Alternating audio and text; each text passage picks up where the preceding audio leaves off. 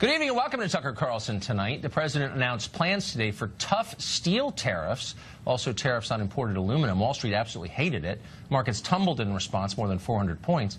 But what does that mean? Does that mean that all trade deals are fair? The status quo should never change? In a minute, we'll talk to the top White House trade advisor about what their plan is and what it means for you. But first, the president's core supporters put up with a lot from day to day. We don't need to be specific about that. You know exactly what we're talking about, starting with the tweets. We won't go on. But the shortcomings of this administration are clear. They're usually worth it, though, for two reasons. First, the ideas the president ran on are basically right. America First ought to be the operating principle of every American administration. By definition, it's an American administration. America should be first. But that's not the motto of most administrations, not even hardly. Second, the alternatives to what we have now are scary and getting scarier. The Democratic Party is completely irresponsible and increasingly anti-American. They prefer illegal aliens to our middle class. That's true, and it's terrifying. And someone needs to defend the country from these people. Trump mostly does that. So for these reasons, most of the president's supporters have stuck by him no matter what has happened, and a lot has happened. But there's a limit to the tolerance. They will not tolerate, and they shouldn't have to tolerate, by the way, betrayal on the core promises of his campaign. And that seems to be happening on guns, unfortunately.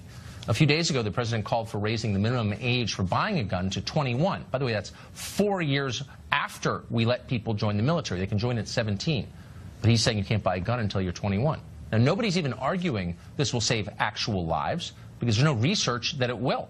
It's propaganda, and it's sneaky propaganda, by the way. It's an incremental step toward more gun restrictions. That's all it is. And then yesterday, the president went even further than that. He met with lawmakers to talk gun control at the White House. At that meeting, he went after Republicans who want to defend the Second Amendment, suggesting they're puppets of the NRA.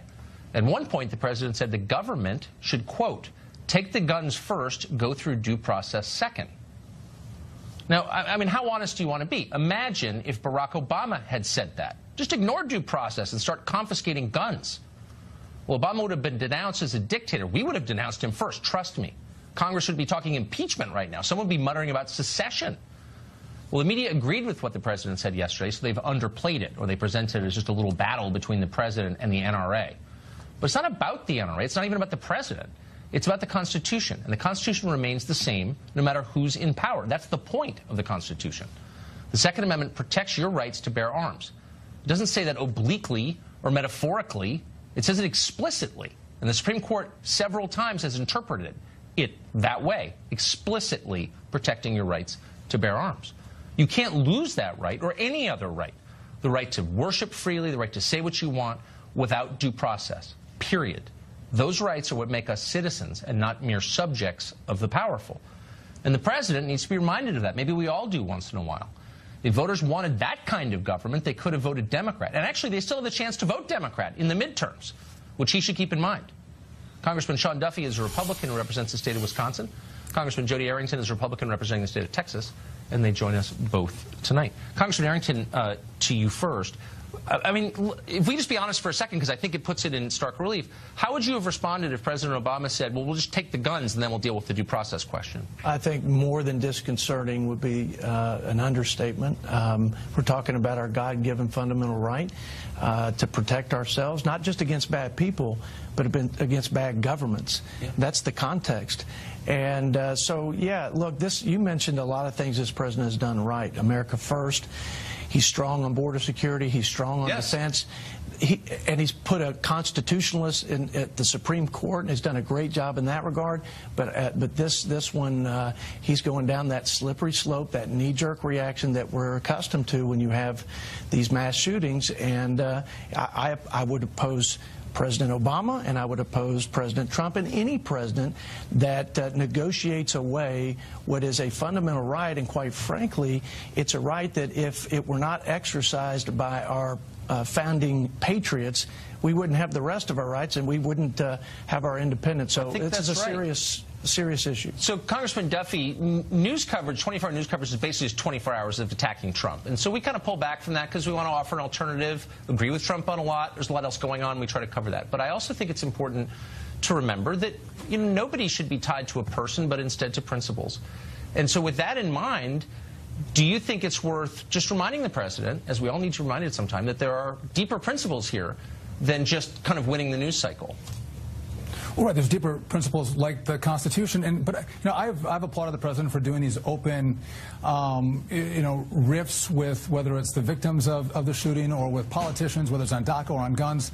I think he gets high marks for that, but also I think he can say some things that he might, upon reflection, regret. And I hope this is one of the things that he actually does regret. And what frustrates me in this whole conversation, Tucker, is the fact that the left wants to put new gun restriction and new gun laws in place because they want to argue to the American people that that's going to keep us safer. I think you and I, based on your intro, and Jody would agree, those new laws don't actually keep us safer. I was a prosecutor for 10 years in northern Wisconsin in Ashland County, and if Nicholas Cruz had lived there, this shooting would have never happened because my cops would have seen the threats that had come in, the tips that had come in, the fact that they'd been called to his house, and when Nicholas Cruz threw his mom up against the wall, they would have arrested him. They would have thrown him in jail. They would have come to me and said, we're going to have a bond hearing, and we're going to have, as a condition of bond, the fact that he can't possess a firearm, and then we want you to prosecute him whether it's for a battery or a disorderly conduct with an enhancer that's a domestic enhancer.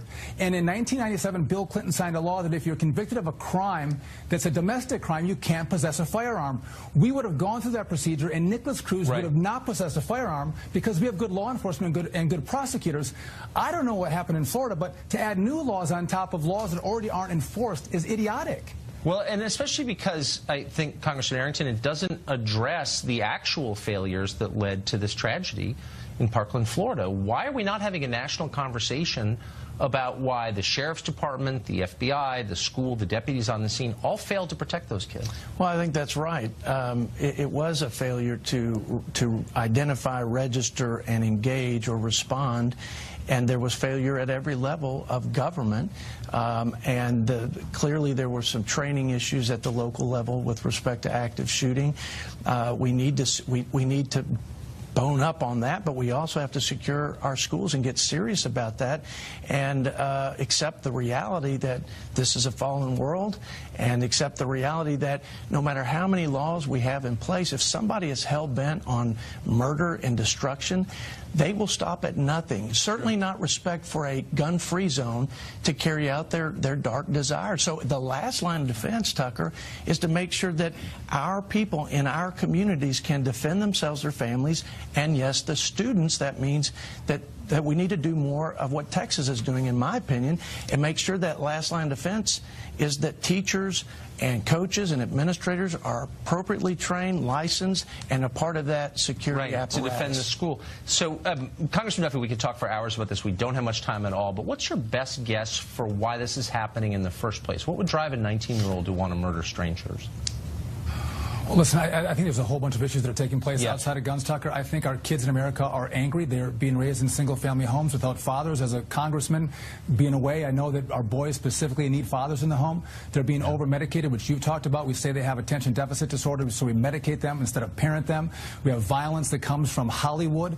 We dehumanize life in those video games and in those movies, and with abortion.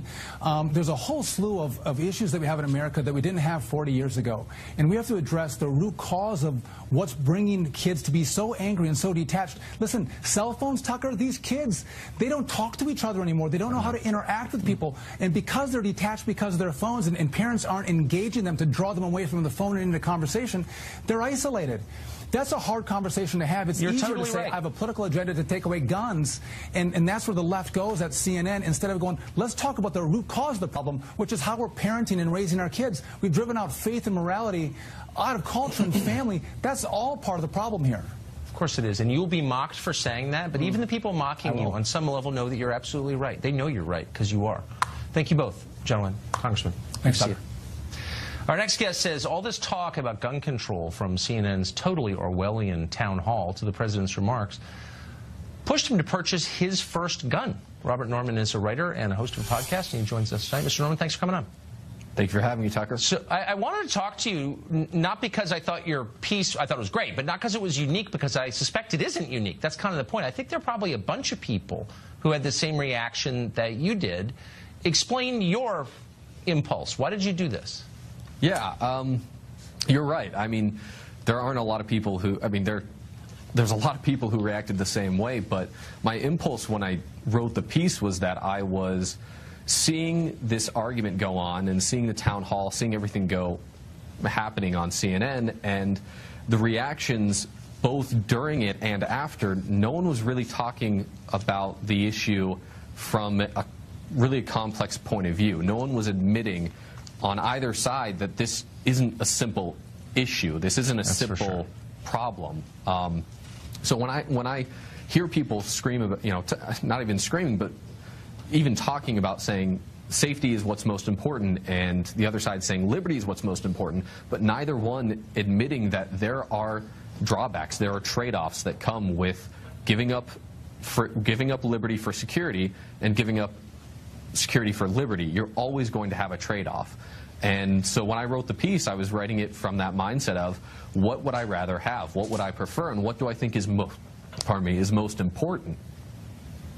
Boy, that's the most thoughtful gun purchase of the year. I would say. I mean, I agree with everything you just said. I just think more people than not act on instinct. But I think you've kind of explained what undergirds that instinct. Do you think you should be trusted with a gun? I think so. It's interesting because I think that when it comes to the gun purchase, I didn't come from a point of view that I was actually excited to purchase a gun. I'm actually, as I write in my piece, I plan on training I plan on getting training. I plan on making sure that I take it as a responsibility because I view it as a duty. That's something that we don't really talk about, especially as civilians living in a country that's founded upon liberty, but it's a duty to carry it. And I definitely know that I don't plan on carrying it until I know that I can actually protect myself and protect others and not be a greater danger to others.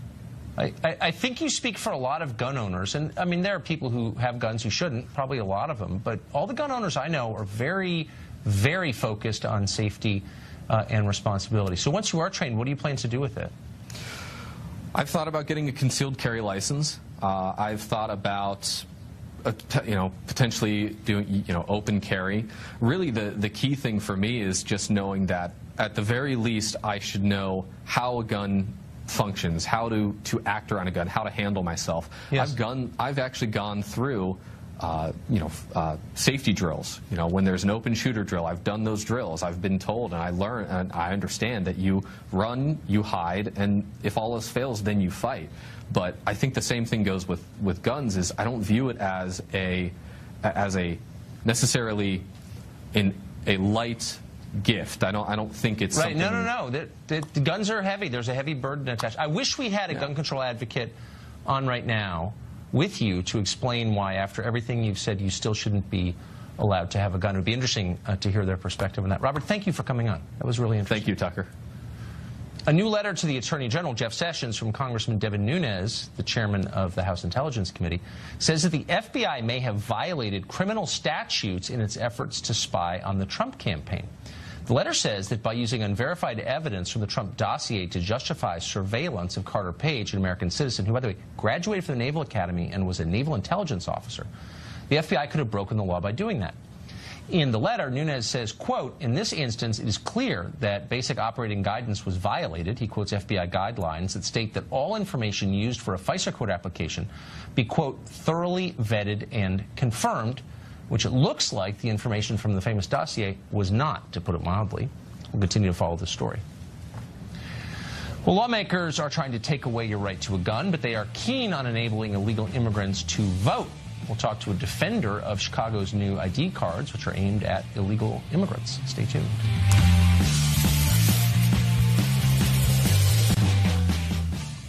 Senator Chuck Schumer has announced he's voting against one of President Trump's judicial nominees. Of course, that's his right to do that. Schumer might believe the nominee, who's named Marvin Quattlebaum, is unqualified for the job. He might disagree with Quattlebaum's judicial philosophy. He could simply oppose every nominee Trump makes to the courts. That's fine. But Schumer didn't pick any of those reasons for opposing Quattlebaum. Instead, he said he's opposing the nomination because Quattlebaum is the wrong color. For real, watch. The nomination of Marvin Quattlebaum speaks to the overall lack of diversity in President Trump's selections for the federal judiciary. Mr. Quattlebaum replaces not one, but two scuttled Obama nominees who were African American. The Trump administration, like in so many other areas, is taking a giant step backward, this time when it comes to diversity of their nominations. I'll be voting no on the Quattlebaum nomination. So he shouldn't have the job because he's the wrong color?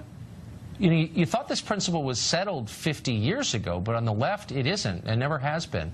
Treating people differently just because of their skin color is wrong, and reducing people to members of their race is wrong. It's a cul-de-sac, by the way, and leads to the worst, most divisive, in the end, most violent kind of politics. Chuck Schumer is apparently a throwback to the Democrats of the segregation era. Sadly, he's not the only one.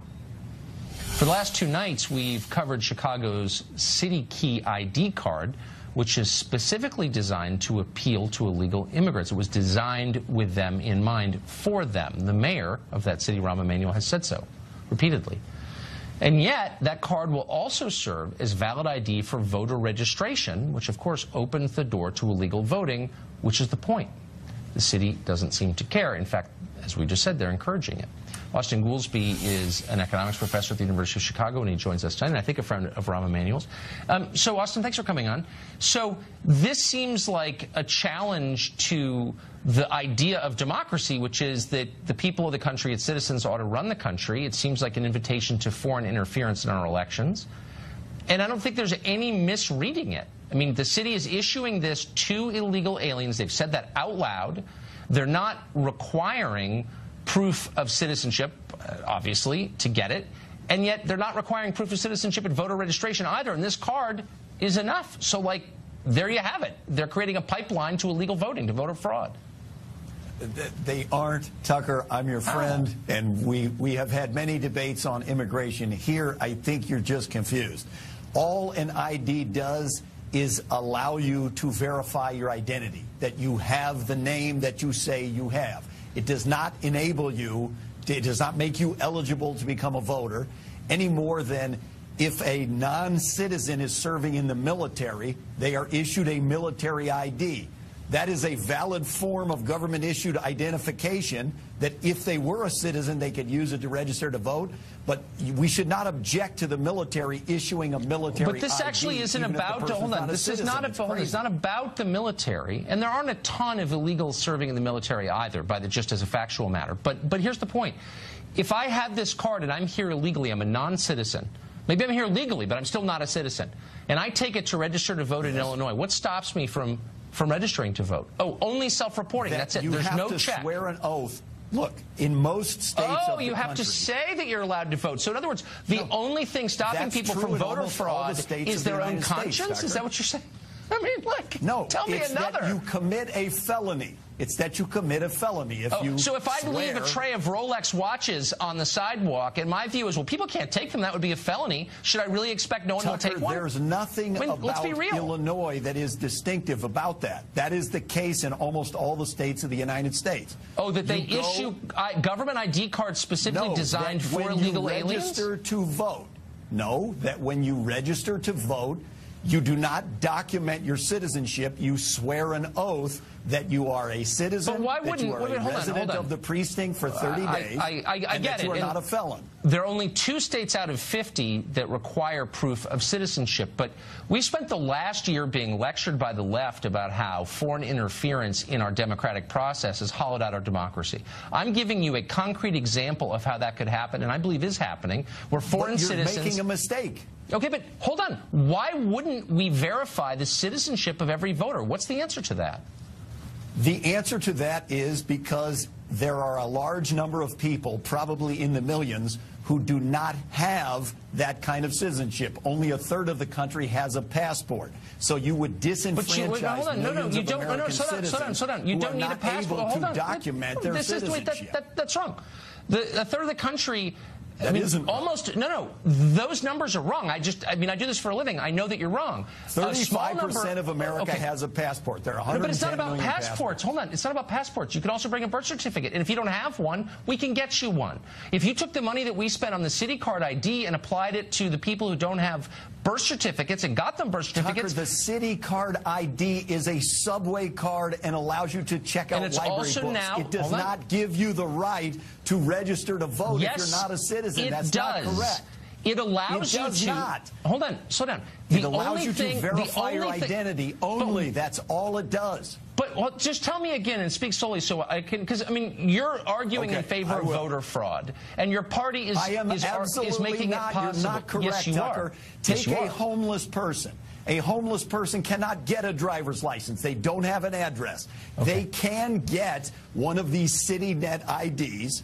They have the right to vote in the United States. They can use that and go down and verify their identity. So let me ask you this. Hold on, let me ask you this. If they're not a citizen, they can't register to vote. That is a felony. But actually, they can. They're not allowed to, but they do. People are not allowed to rob liquor stores, but they do. I'm not sure if you're aware of that. They weren't allowed to be here in the first place, and yet they are. They broke our laws. So the onus is on us, if we care about the integrity of our elections, to do something to make sure that only people allowed to vote can. Criminal court. Tucker, don't but let me ask you these IDs, I have a real which question. Are designed to allow people to check out books from the library, to ride on the subway when they can't get a driver's license. Look, that is not the point, and it's not the topic under discussion right now. The topic is, are we making it easy for people to vote? These IDs. So hold on. But now they're saying the IDs are valid for voter registration. So my question is, why don't we spend, and I'll contribute to it, a little bit of money verifying that everyone who votes, if we care about the sanctity of our elections, which the Democratic Party does not, and we both know they don't, but if we're pretending we do, then why don't we make sure that there's citizens voting? Why not? Why not try that? I understand that argument, and it would apply to 48 different states, not just to the city of Chicago. I agree completely. I believe that the reason we do not have a blanket rule of that is because of the fear that millions of legitimate citizens will have a onerous time. It will be difficult for them. But why don't we help them? We just made a city card for illegals. Why don't we help our own citizens who don't have birth certificates? I'm confused. Why don't we make that effort? Because we don't want that. Look, we should. But we're not even trying because we want prosecute illegals to vote. We should prosecute to the full extent of the law. You don't need to prosecute anyone that commits a felony. But the city card cannot be used to make you eligible to vote. That's not correct. It doesn't make you eligible to vote. It allows you to vote despite the fact you're ineligible, which is why the Justice Department will shut this down tomorrow. Your name is what you say it is. That's all it is. It's an identification. We're out of time. But I think on some level you know what I'm talking about. I know you do. Austin, thank you. Good to see you. Hey, it's great to see you again, Tucker. Thank you. South Africa is implementing policies that are targeting minorities within that country for theft and in some cases for violence. And yet this country, the State Department, is sending that government hundreds of millions of taxpayer dollars every year. Why would that be? Mark Stein joins us to discuss next.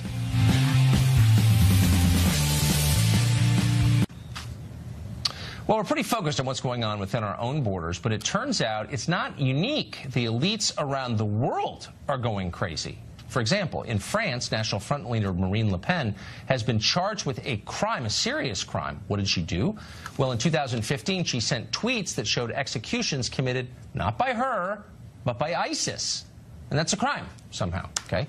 In South Africa, the parliament has begun amending the constitution to allow land owned by white South Africans to be confiscated by the government without compensation. The motion was brought by Julius Malema, a longtime gadfly and violent nutcase, who clarified that he does not support killing the entire white population right now. So why does this matter? Well, I don't know. It's wrong. But also, we give South Africa huge amounts of taxpayer money every year. Last year, we gave them more than $350 million in aid, obviously administered by the government, the ANC. Mark Stein is an author, columnist, and world traveler, and he joins us now. So let's go very quickly in order now. Marine Le Pen. I don't know that much about Marine Le Pen, but I think you're allowed to send out tweets of ISIS atrocities without being arrested, right? How is this happening? Well, and she was also one of the two final candidates in the French presidential election, and it never looks good when, in fact, you are trying to criminalize political opposition, which is what the French state has tried to do with Marine Le Pen, and is what the Dutch state has tried to do with Geert Wilders in the Netherlands, for example. In this case, lefty French politicians were basically saying there's no difference between Marine Le Pen's party and ISIS. And what Madame Le Pen did was point out that this is what ISIS does. ISIS chops off the heads of people it captures, including, in this case, James Foley from my state, from New Hampshire. And that's actually quite important because there is a decadence in our political discourse where Democrats, for example, frequently say, oh, these social conservatives are as bad as the Taliban. Well, no, we're not. You know, there's one side that is burning homosexuals, throwing them off rooftops, decapitating people, people, killing them for listening to music. And on the other side, there are people you happen to disagree with in a Western multi-party system. And you devalue political discourse every time you compare Marine Le Pen to ISIS. So good for her for pointing out the difference. Good for her. So to South Africa, which is such a depressing story that it's almost hard to bring up. But here the bottom line is, for decades, the left in the United States was against apartheid, and good for them. I mean, it's worth being against that. But they also were champions of the ANC, the African National Congress, which has been in power ever since '94, and they basically destroyed the country, and now they're attempting to turn it into Zimbabwe by crushing the minority in that country. So, okay, they're doing that. Why are we subsidizing it with U.S. taxpayer dollars? Yeah, you've got a point there, Tucker. But just on that, the left was right to be against apartheid. They were in South Africa. Just for the record, I regard what Chuck Schumer is doing, rejecting Trump judicial nominees on the basis of race, as progressive neo-apartheid. And I don't like old-school apartheid or the new-school Democrat Party apartheid. What's happening in South Africa? In 1980, Robert Mugabe was told, you don't have to make the same mistakes as the first generation of independent African nations like Tanzania and Ghana 15 years earlier. He went ahead and made them supersized, especially with regard to white farmers. 15 years later, the ANC was told, you don't have to make the same mistakes that Robert Mugabe made in Zimbabwe. Now they're actually doing it all over again, with the difference being this. South Africa is the economic anchor of that continent, and it has existed with one foot in the developed and one foot in the developing camp since the corrupt ANC took over a couple of decades ago. If they actually turn South Africa into an economic basket case like Zimbabwe, that has huge consequences, including the fact that millions and millions of people will be sent scurrying over the Mediterranean into Europe. No, it's totally true. And the State Department should not be subsidizing that. I agree. And liberals pretend it's not happening, which is actually patronizing. Why are liberals giving cover to one of the most corrupt regimes in the world? I've never understood that. I don't understand them. Mark Stein. It's virtue signaling. Well, that's exactly. You're right. I guess I do understand. Such a good point. That's it. Yeah, the fact that they're miserable makes no difference. Miserable lives ruined, people murdered. Exactly. The great Mark Stein. Thank you, Mark. So the White House announced today its plans to impose strict new tariffs on steel and aluminum. Marcus didn't like it at all, but is it a good idea anyway? One of the heads of the brain trust at the White House who thought this up is going to join us in just a second. Stay tuned.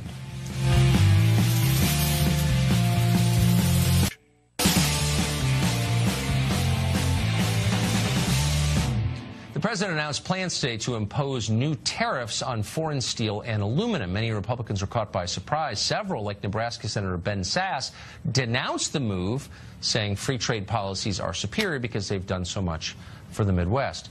The markets didn't like it. They fell. Experts warned that Trump could ignite a trade war. What should we make of those warnings and of all of this? What is the nature of the move? What are the downsides, the upsides? Joining us tonight is Peter Navarro, an assistant to the president and director of the White House National Trade Council, at the man at the center of it. He joins us. So, Peter, I'm just going to stand back and let you make your case for this. Markets don't like it. Wall Street doesn't like it.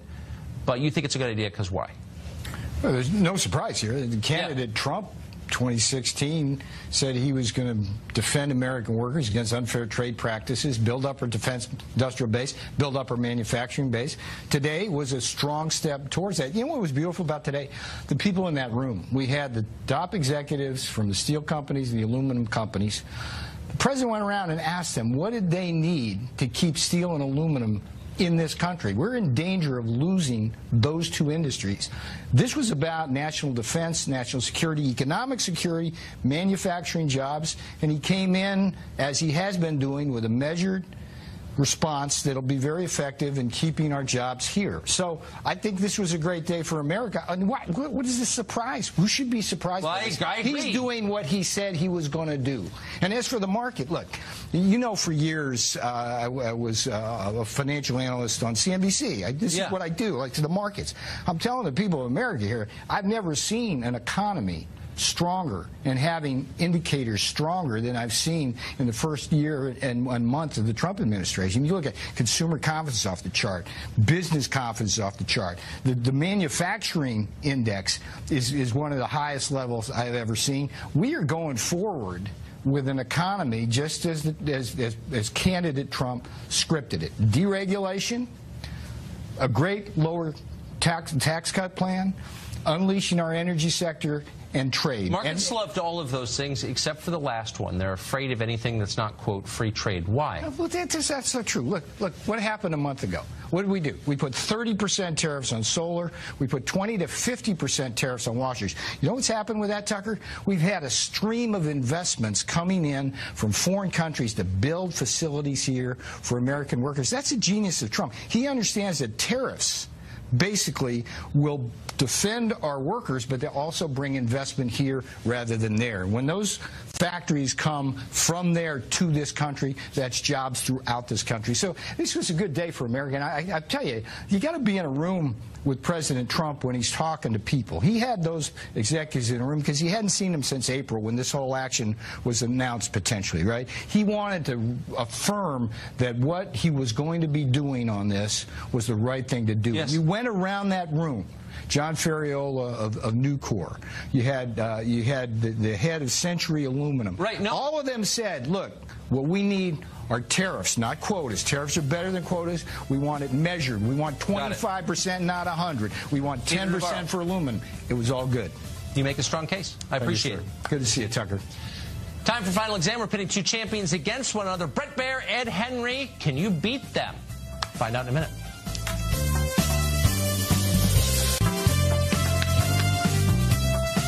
You've waited all week, but now it's time for Final Exam, a battle of returning champions this week. Special report host Bret Baier won, you'll remember, last week. Chief national correspondent Ed Henry won 2 weeks ago, but was out last week. Two champions enter. Only one will emerge the victor. Oh, yeah. Good luck. All right, contestants, you know the rules. I'm going to repeat them anyway for our audience. Hands on buzzers. I'm going to ask the questions. The first one to buzz in gets to answer the question. You must wait until I finish asking the question in order to buzz. Each correct answer is worth 1 point. If you get it wrong, as in the SAT, you lose a point. Best of 5 wins. You ready? Nerve-wracking thing at Fox. Of course it is. Actually. Live television. Because nothing it reveals. I love this. It's my favorite segment. Okay. Question 1. The oldest sitting senator in America is having problems with the re-election campaign. The Democratic Party in her state refuses to support her. Who is it?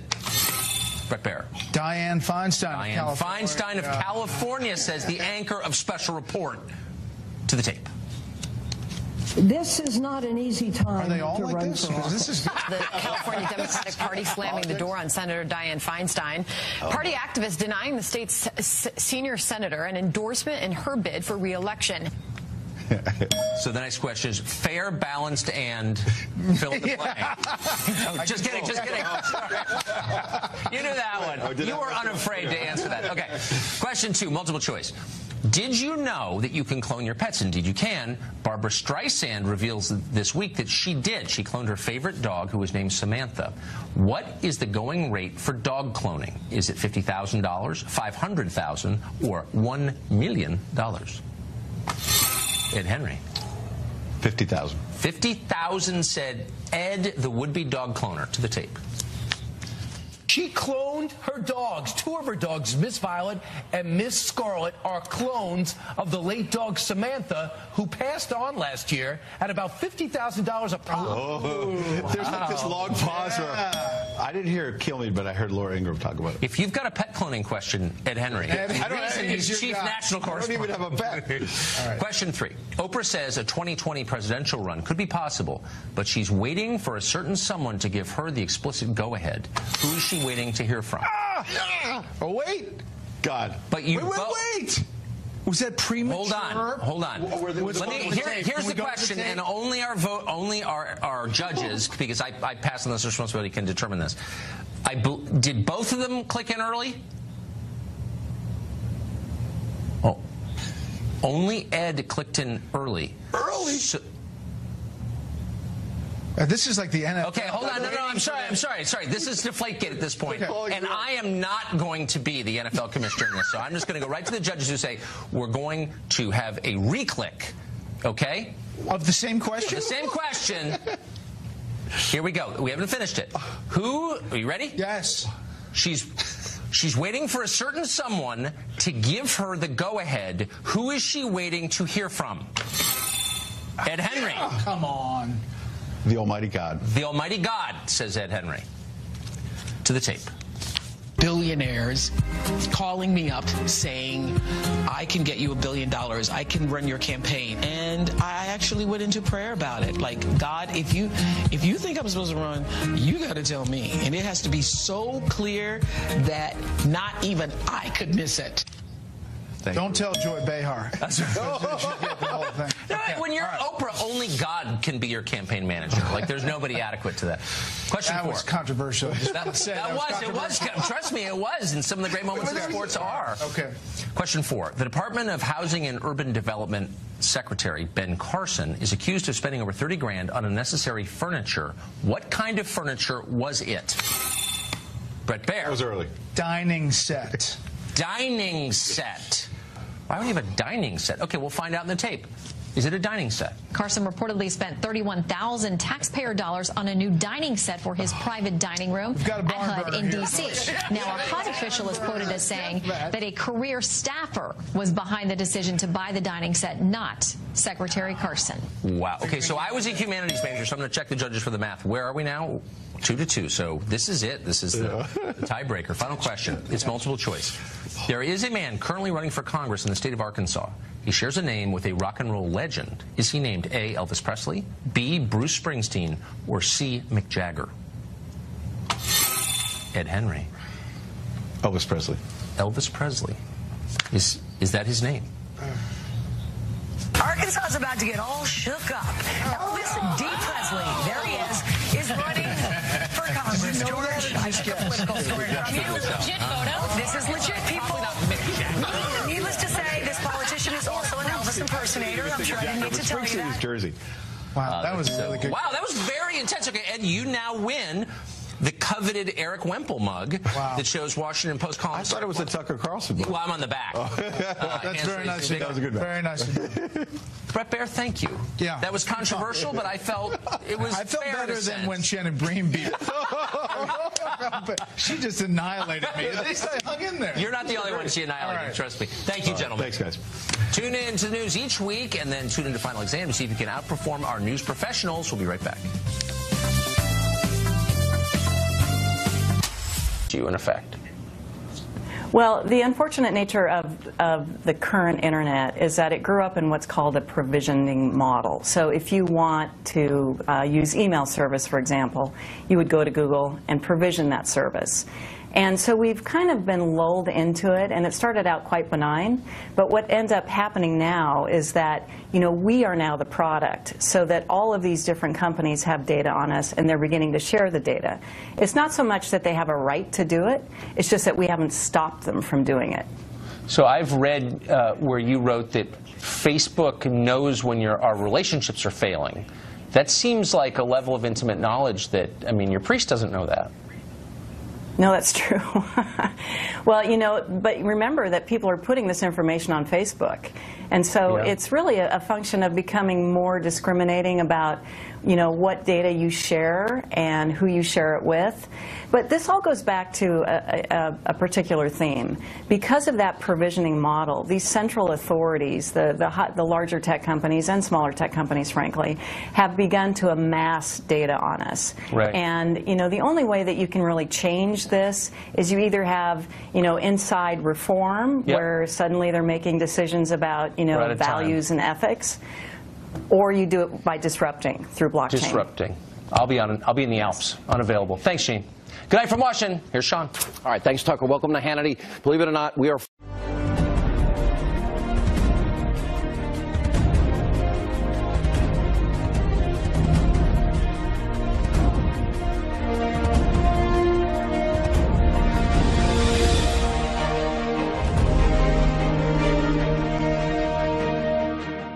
Black activists lash out at mainstream media for being more supportive of Parkland victims. As the Parkland shooting students are receiving support from media and the public, some black activists are wondering, where was this backing when they were marching in the streets?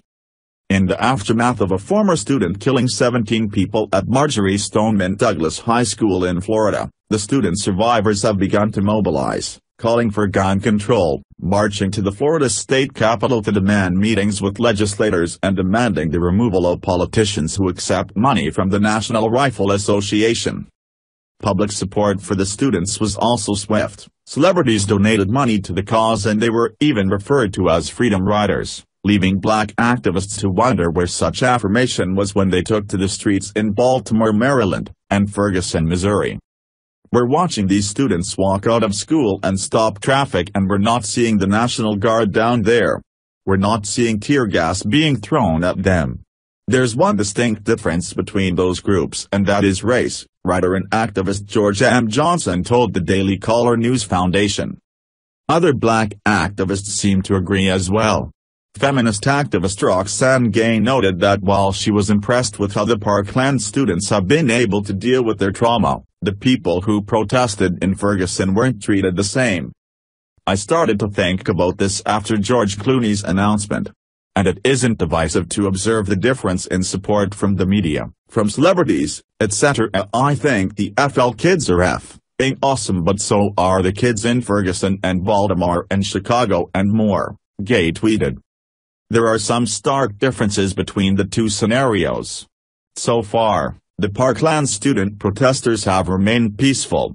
The Ferguson and Baltimore protests, launched after the police death of two black men, saw city residents tearing down businesses, setting fire to the city, and destroying various property. The damage done to Baltimore businesses after the Freddie Gray riots cost about $9 million. For Johnson, the difference between the treatment is still about race. Activism isn't always going to be pretty, Johnson told the DCNF, adding that protesters rose up because they didn't feel safe in Ferguson or Baltimore. If I can't walk around safely in this place where I am supposed to live, then it's not my city. Despite activists' issues with how they have been treated as compared to the Parkland students, they have all been quick to voice support for the students' cause and to offer help if need be.